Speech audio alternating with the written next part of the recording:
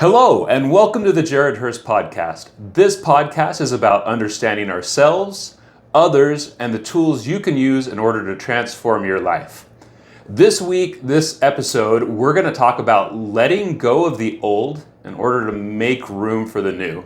And as you can see, I have a guest. This is Kari Anderson. I'm really excited to try this. In the past, most everything we've done has ever been me speaking or some type of an interview.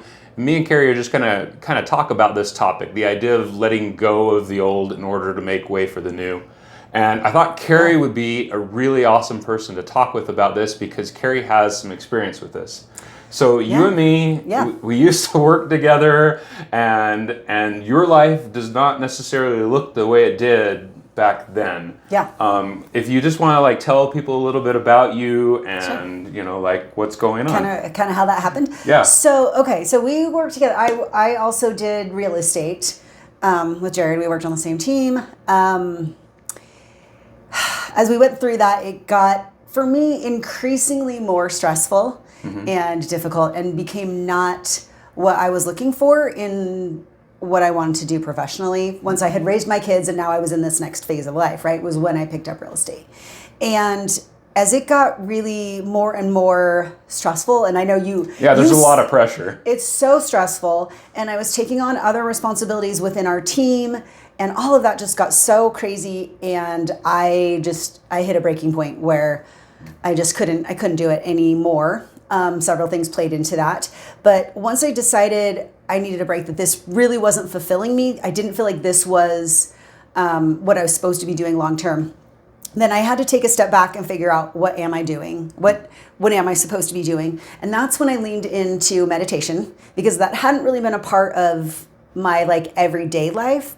And so having had learned that through one of the trainings that we did, and having had a really cool experience, then I decided to lean into that meditation. I sought out my own energy person because I knew that I didn't feel like myself. And she was the one who highlighted how much I was trying to control everything in my life. I was trying to, having been a mom, a wife, managing a household, and then going into real estate, and you have clients and schedules, and you want everything to stay together, and you want everybody to be happy, and you want everything to work out, trying to manage all of that. She could tell in working with me that control was 100% what I was going for, which is silly, which I know now we can't control. All we can do is be. Right? But it creates safety, right? If you feel like you have a sense of control over things. And that's what I was going for. Then you're I can breathe, it's okay. I didn't know otherwise. Yeah. Because I wanted everything to work out the way I thought it all should all work out.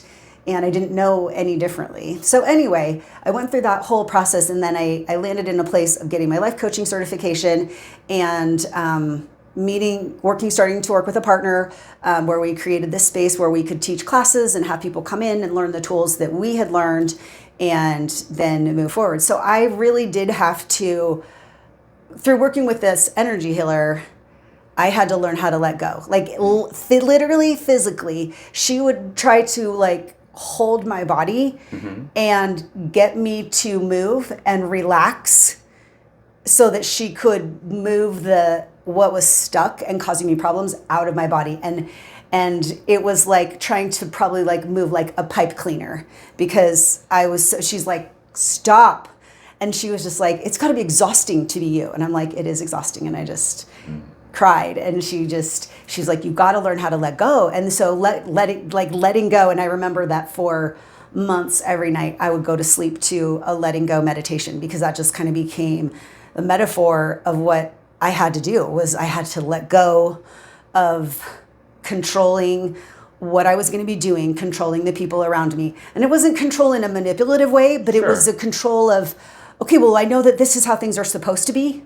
So my part of this is doing these exact things so that things turn out the way I think that they should turn out. Does that make sense? Totally. I think it's interesting. I'm not saying that this is you.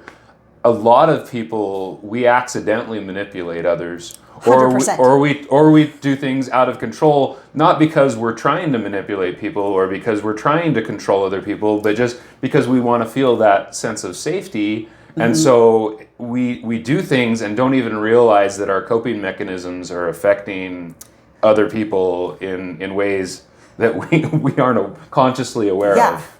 I mean, and I think about how, like, conversations that you have, like, you present information in a certain way because you think you know how the person, like, you want the person that you're talking to react a certain way, right? Oh, yeah. So you control what you're saying in order to, and I never really looked at it that way in the form of manipulation, but really when you step back, it is, and people pleasing is a manipulation. Is a manipulation. Oh, I've had to learn that lesson recently. Right? It is, because what we want is we want everybody to feel good. We want people to like us. And so we try to hold on to the control. So I know this is one aspect of letting go. So I did have to learn to, I gotta let go. And that became also sort of, in the authors that I was reading coming into this path, the themes were surrender. Yeah. Surrender, let go, be. Like, all of those things became mantras for my life in order to let go of all of the things I was holding on to that were actually making my life harder and less comfortable. Did you ever have a time where you were like trying to have your cake and eat it too, where you're like, I'm going to change my life, but I'm not going to let go? And it's, yeah, I mean, it's a battle because it's so, I was in my late 40s when this was happening. So all of those years of programming and conditioning, and this is how you do it, and I had to unlearn how to do that. Yeah. So, yeah. It's hard. I was thinking a lot about this topic because I'd heard this, and I was like thinking to myself, a lot of the times we're trying to change in life, but we can't change because we haven't created space for that change to come into. Right. And it's like what you're talking about. We have these thought patterns, these ways of doing these things, coping mechanisms, etc. And until you replace it with something healthier and let go of the thing, you can't really do it. So, for instance, you look at somebody that's trying to quit smoking. They'll usually say you don't just quit smoking, you replace it with a good habit, like go work out or go for a run or whatever, because not only are you're not just stopping this, you have to replace that.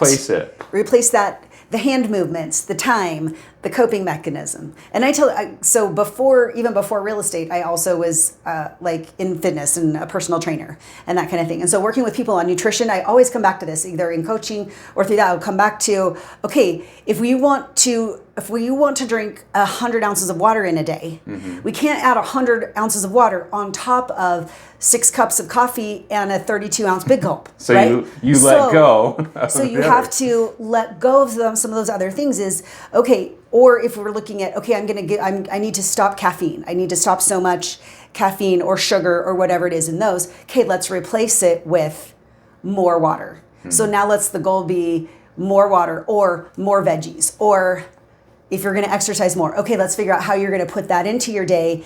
That means that something else has to go, because you only have these 16 waking hours, and so we're going to have to get rid of some bad habits or some things that aren't as productive in order to let the good things in. If you're going to get in an hour of a walk a day, something's got to give that you're already doing. Yeah, for letting sure. Go.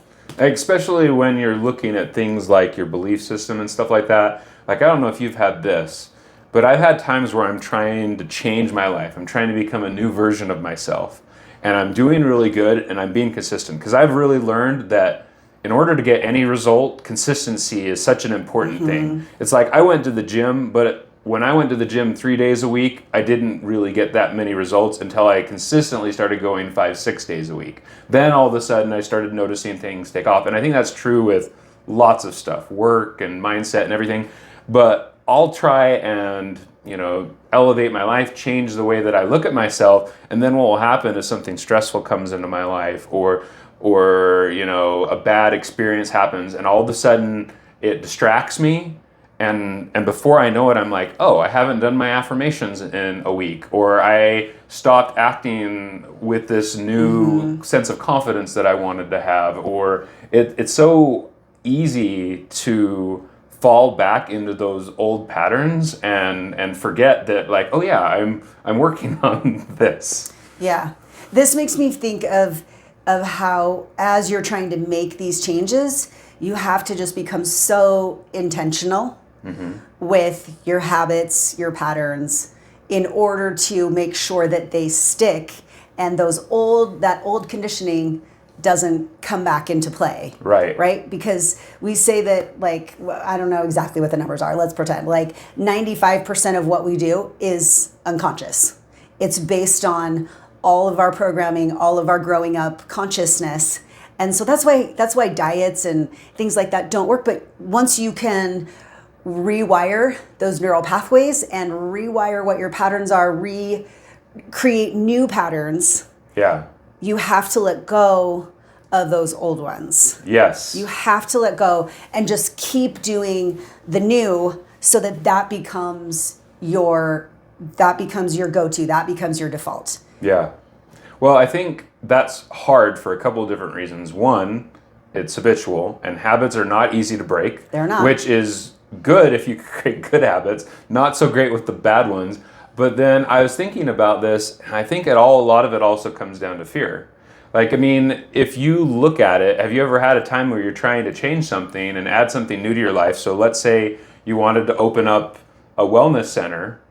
It's scary to go do that because it's unknown. You know, you hear people say that sometimes and this isn't exactly how it's said, but it's like we'll take the unpleasant known over the unknown that could be pleasant, because it's like, well, I know that this isn't the perfect scenario for me. This isn't the best job for me. This isn't the best relationship for me, whatever, but at least I know how to cope with it. And if all of a sudden I go into the unknown, well, I don't know if I'll be able to handle that. I don't know what's on the other side of that. And so it's so hard to make the steps to face our fears in order to do that. Now, you went into coaching, you went in and you have this awesome building and everything. First off, if you wouldn't mind telling people a little bit about the center here and what you do, and then did you feel like some fears when you were trying to, do all that? I probably should have felt more fear. That would have actually been really healthy. And that's okay if you didn't. No. That's fine. So what we have, our collective here it's My Mind and Body Collective, and we do classes so that we can share the things that helped us in different.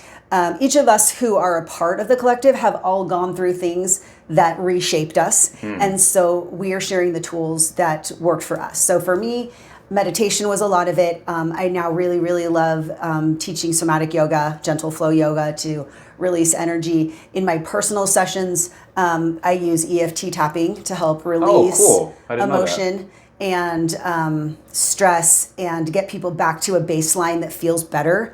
And then we have different practitioners here that do different things. We have several massage therapists and different energy healing modalities and breath work and different classes that are on our schedule. So all of this, what I would say about in starting this is one of the struggles that I had was a lot of overwhelm. And I had a coach at that time help me list out, and he kind of made this graphic out of it, of all of the things that I was trying to do. Because what he could sense was that nothing was getting my full attention. And so as I listed out, I do this, and I've done this, and I still am involved with this, and I'm still involved with this, and I'm trying to make this work. And he's like, look at this picture. And I'm like, that's a lot. That's a lot. Yeah. He's like, yeah, that's a lot.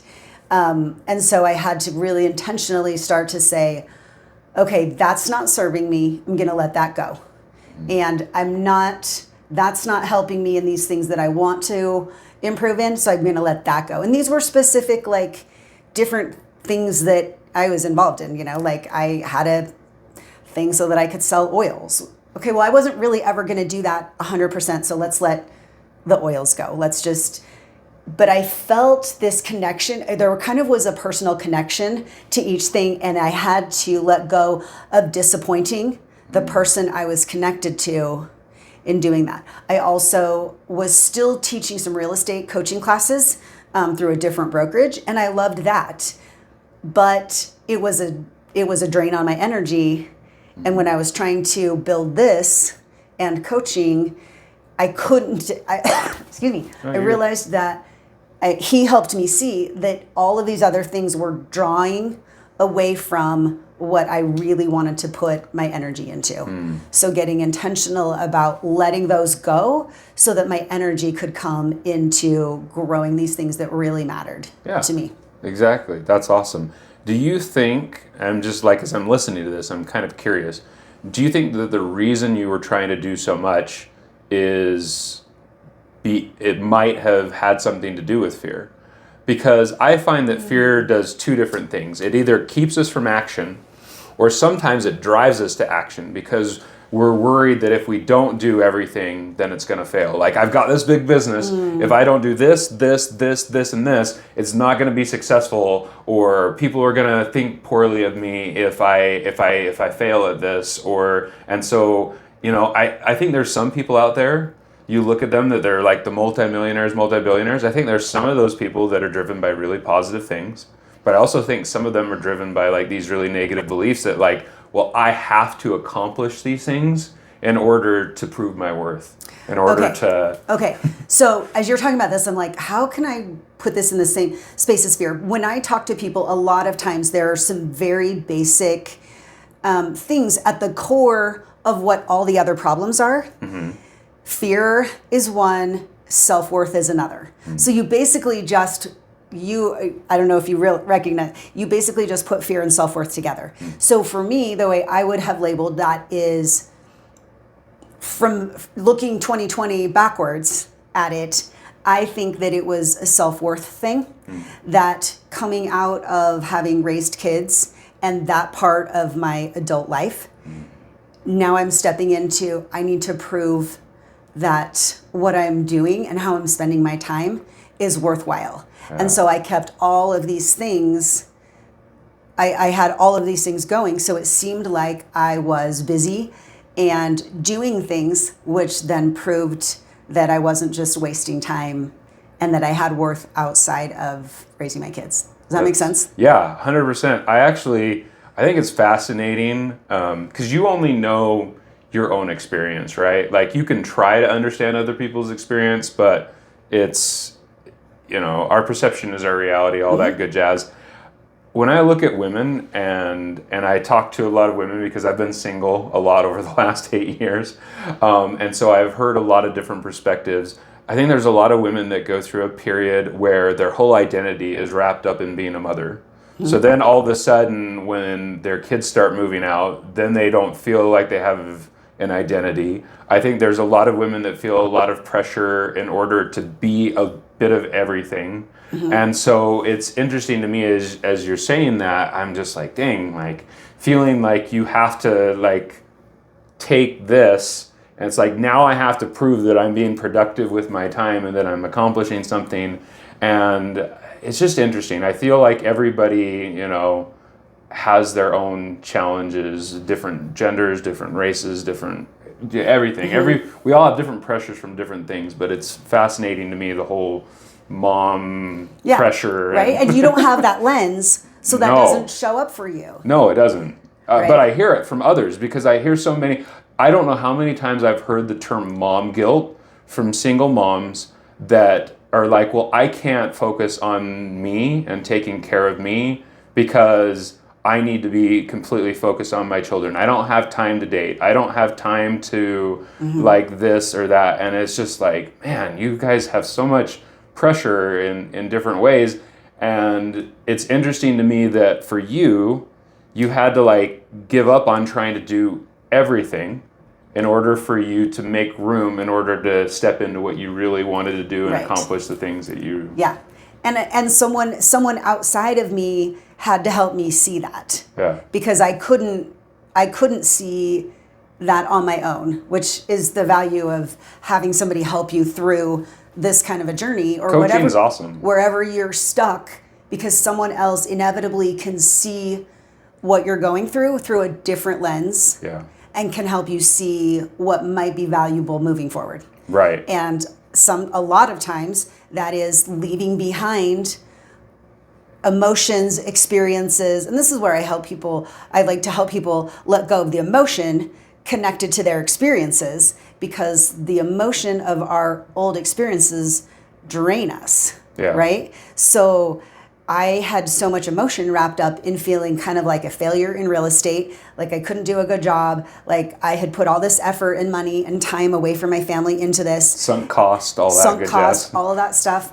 And then realizing that, okay, I gotta let it go because this isn't serving me. So yeah. It's interesting Getting to me. rid of the, sorry, I lost my train of thought for a second. No, you're great. But it was like, I eventually had to get rid of the emotion of all that was connected to it, so that all that's left over then was a story.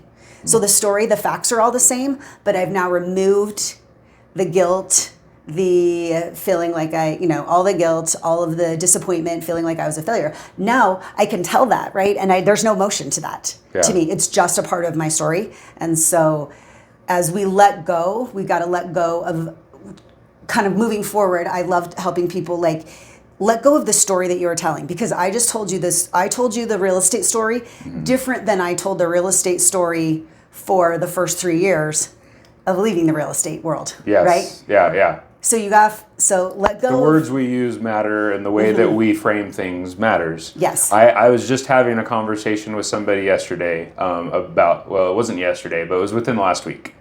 And it was the same thing. I interviewed for this opportunity where I'm going to start speaking publicly.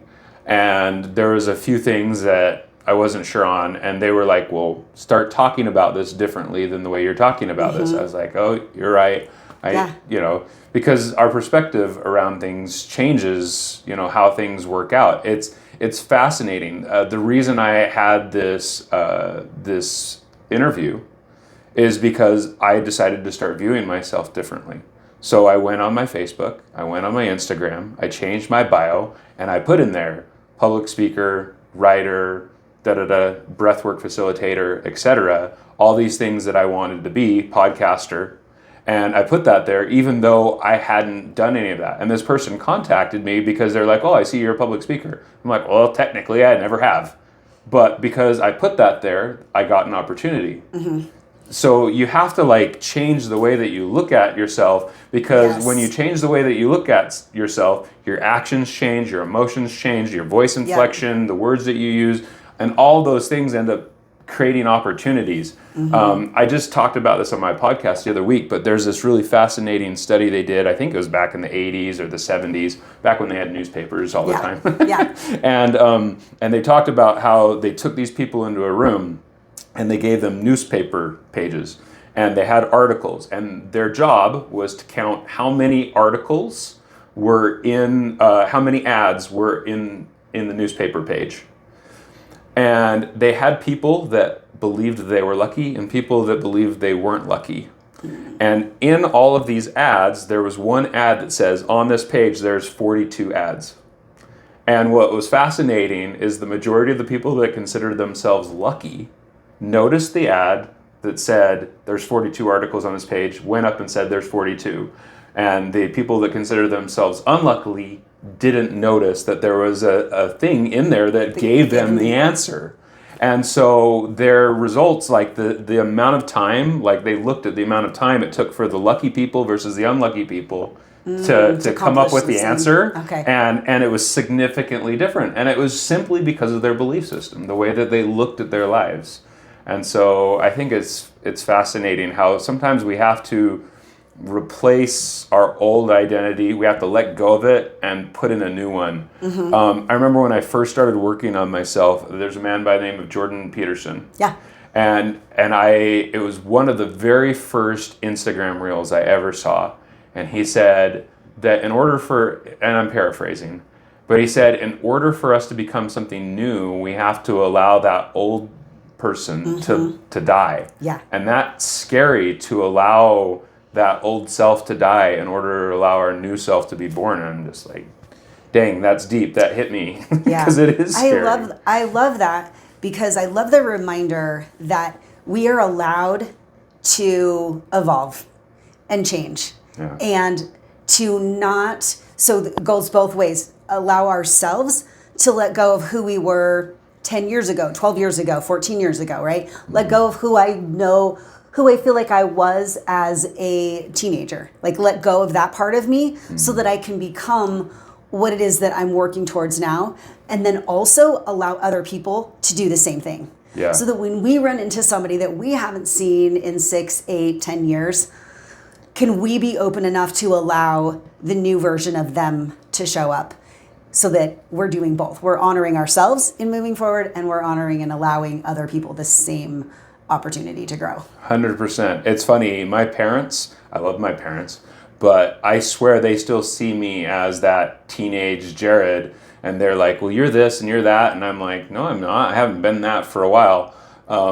And so it is really interesting, and I'm not trying to pick on them, but you're right. Like when we're interacting with people, it's like if you haven't been around somebody for a while, you don't really know who they are. You don't know who they are.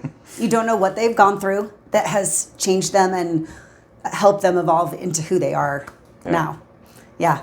It's awesome. So true. I saw a quote recently that I really loved. It's not about who I was, it's about who I'm becoming.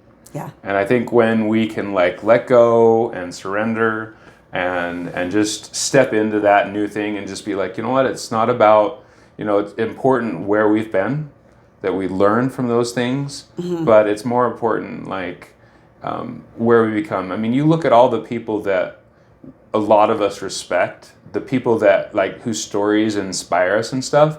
A lot of those people like have been through really crazy things. I mean, this is kind of a weird example, but Robert Downey Jr. I mean, he was in rehab and drugs, and I think he was arrested and all that stuff. And then all of a sudden now he's like, everybody loves him, and it's like he could have sat there and made his story about who he'd been, but instead he picked himself up and changed his life. And I think that's one of the reasons those kind of people inspire us, is because they give us hope that like we can do it too, and that it's okay. I don't know. Have you read anything by Matt Kahn? Does that name sound familiar? Excuse me. I have several of his books, and I really, really like him. And he has one that's called "Everything is Happening for You." Okay. And I know that that's a phrase that many of us have heard, but I really love, and I listen to it every couple of months to just remind me that, and I do this with my clients as well, right? Like, yes, these things are so hard, but they are making you into the next best version of you. So all of those hard things, like you wouldn't be where you are if you hadn't gone through those last couple, all of those things that have made you who you are now. Now you have this different level of understanding and consciousness because of the things that you've gone through that have landed you right here. And there's going to be more because you're not done yet. Yeah. We're not done. So there's going to be more things, and remembering that even though those things are so challenging, that they are making us into the next better version of ourselves. So 100%. Anyway, yeah. I was just having this conversation with somebody like literally today. And it's like I look back at my life, and it would be nice. I think there are people out there that can change their lives just based off of positive reinforcement and possible rewards and stuff like that. But a lot of us, we only make changes when we have like intense amount of pain. And I look at my 100%. life, it's like my biggest changes, my biggest moments of personal growth have come from my most painful experiences. Yep. And so I look back at that, and as much as there's things that I wish I didn't have to experience, they have helped me become who I am. I got bullied from the time I was in kindergarten through 9th grade, but I feel like it's made me value kindness and empathy and love and compassion, more so than I would. And I love those traits about me.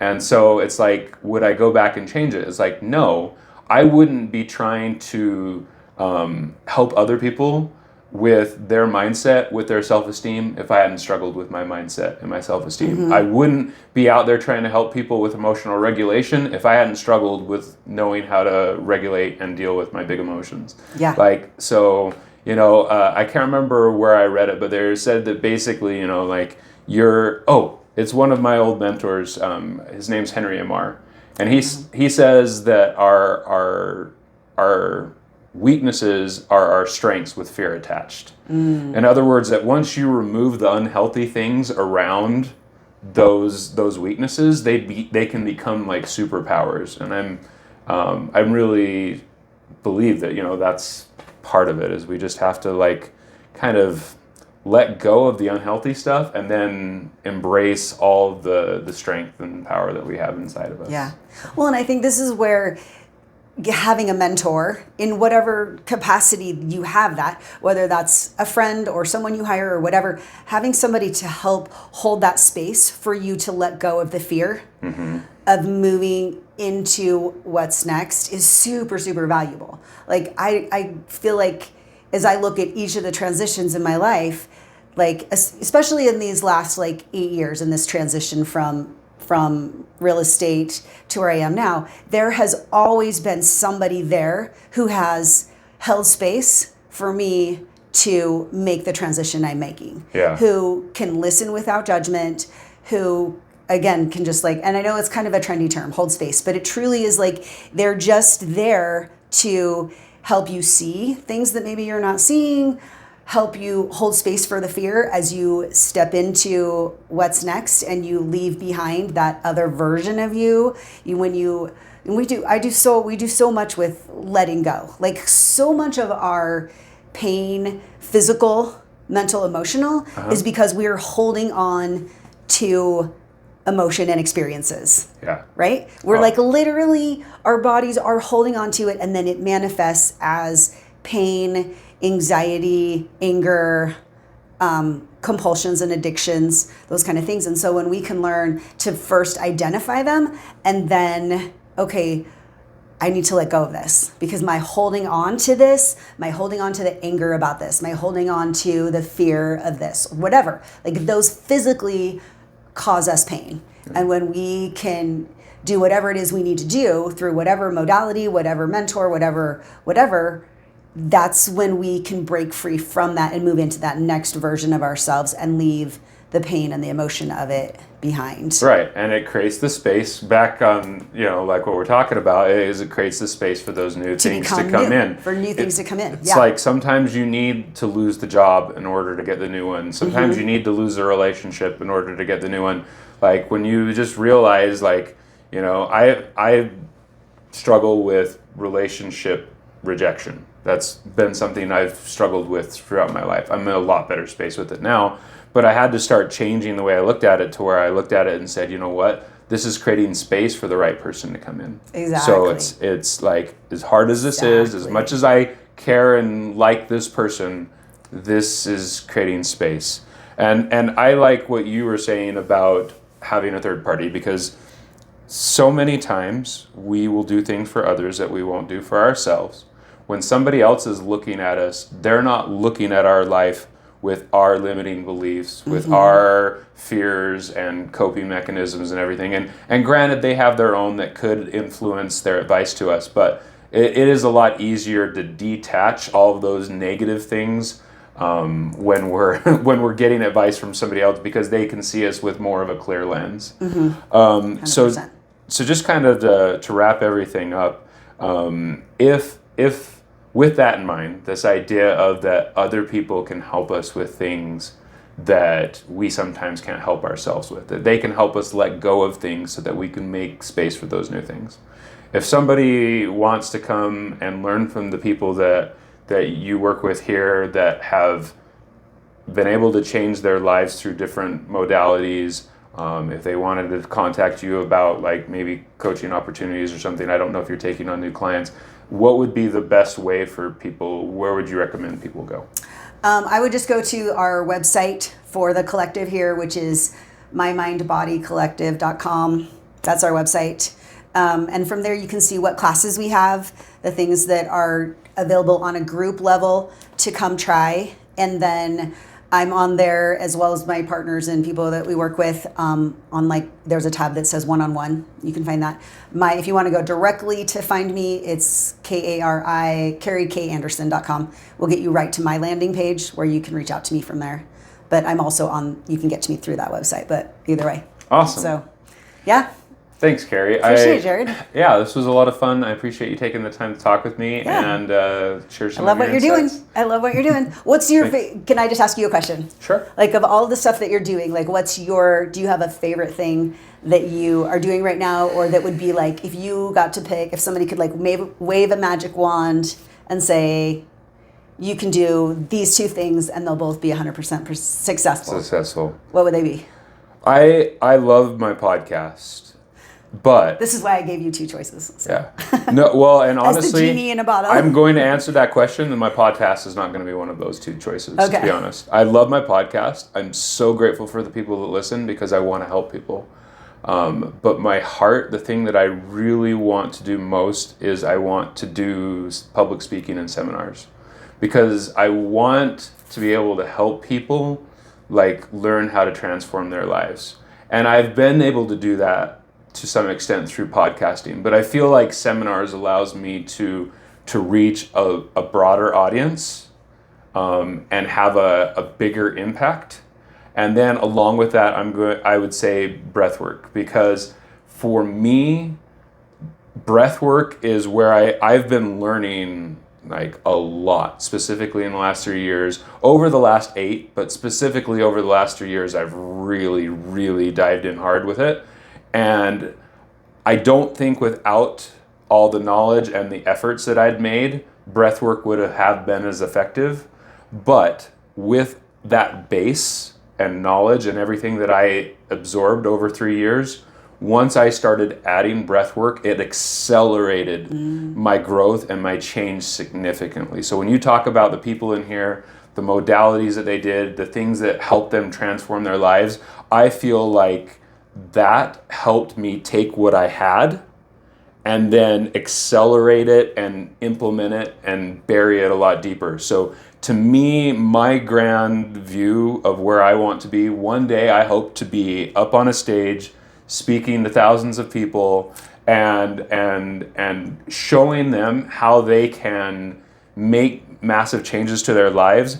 And then I would like to integrate breathwork into that seminar process in order to help them take what we've studied and talked about in the seminar, and then help them to drive it deeper so that way it can affect their lives in a faster, more productive way. Because I don't want people that have to take 3 years and reading 100 books and a billion affirmations in order to change their lives. I want to be able to help people make changes, and I want to be able to help them do it in as short a time as possible. And I feel that breath work helps me to kind of help people do that.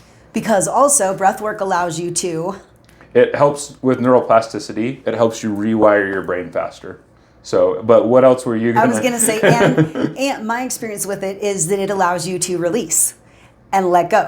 Oh, yeah, okay. Yes. So, yes, I feel like to the topic at hand. Yeah, I wasn't sure where you were going with that, but that is also true. So the two major things that I think that breathwork has helped me do is it has helped me to go through some emotions that I'd bottled up, and it's helped me to recognize emotions that I didn't even realize I had bottled up.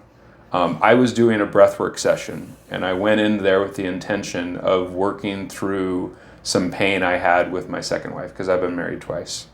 And I take a lot of responsibility for why I've been married twice, and why those didn't work out. Like, I definitely had played my role in those things.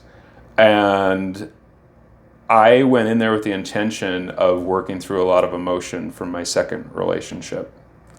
And the entire hour of breath work, it was all about my first wife. And if you had spoken with me before I went into that breathwork session and asked me if I had any repressed or emotions still around that relationship, I would have told you I'd completely let go of everything, and that everything, like, I was fine. And there was so much pain in there that I had no idea I was still dealing with. And so, one, it's helped me release emotion. And two, it's helped me to kind of rewire the way that I look at things faster. To where when you're talking about habitual thinking, when you're talking about changing the way that we look at ourselves, I believe that it helps us to change those things faster, because our mind is wired to not change quickly after a certain age. Our first number of years of life, our mind is like an open book. But after a certain point, it becomes more concrete. It can change, but it takes a lot of repetition. But our mind is all about survival. And so really strong emotions, really painful situations rewire us. It's like why when we're a little kid, we touch a stove and then we don't have to touch a stove again to know that we don't want to touch the stove again. We've been wired because it's a very physically painful and emotionally painful experience, and so it's like, nope, I'm not interested in that. It's why when we have breakups and divorces, a lot of people like have a hard time reconnecting with new people because it's like getting burned. It's like, I don't want to get burned again. With breath work, because you release so much emotion, there is so much emotion tied to that if you are in the process of trying to, I do affirmations while I'm doing breath work. I try and change the way I look at things while I'm doing breath work. And so all of a sudden, I'm trying to think about my life differently. At the same time, I'm feeling these strong, intense emotions, and it wires that thought deeper into our mind, and it helps us to kind of change those thought patterns a lot faster because of how just the way our minds work. So those are the two reasons why I love breathwork. I think they're really cool. Fantastic. Awesome. So thank you. Yeah. Well, thank you so much for listening today. Thanks, Kari, and please check out My Mind and Body Wellness Collective. My Mind and Body Collective. Thank you. Yeah. My Mind and Body Collective. And until next week, remember that you are not alone.